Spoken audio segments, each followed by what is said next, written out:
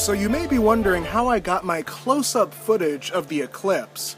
Well, it wasn't with any sort of expensive telescope. Instead, I used my Nikon P900 and some free eclipse glasses from the Smithsonian Air and Space Museum.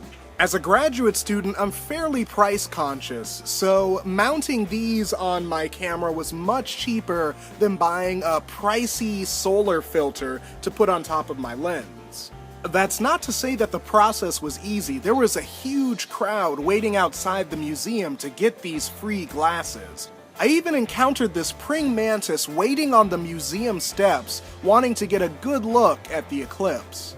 And when I finally did get these mounted on my camera, I ran into another potential difficulty. My original goal was to take a time lapse of the moon crossing in front of the sun to get the full eclipse on camera. What I didn't consider is that the sun actually moves through the sky during this entire process, so I had to keep adjusting my camera to keep it in frame. Eventually, I just gave up and decided to film it, which got me a pretty good shot overall. Overall, it was a learning process, and I'll use what I've learned to take even better footage the next time an eclipse comes around. This eclipse was filmed at Dyke Marsh on the Potomac River, so I decided to tear my eyes away from the sky and dive deep into the river's waters to look at the microorganisms there.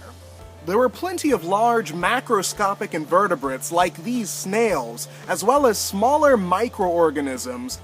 Now, the way I filmed all of these was by actually mounting a microscope lens on the end of my camera via an attachment with something called a bellows, which you can move back and forth, and you can move it to the correct length so that it mimics the tube of a microscope. I actually learned about this from the internet. It turns out it's good for something. So that's how I've been filming a lot of my microscopic shots, and I hope to be filming plenty more for you guys in the future. But that's all I have for this week. If you want to see more of my work, make sure to check out my YouTube or Instagram, where I have all sorts of cool wildlife content. Otherwise, I'll see you guys next week.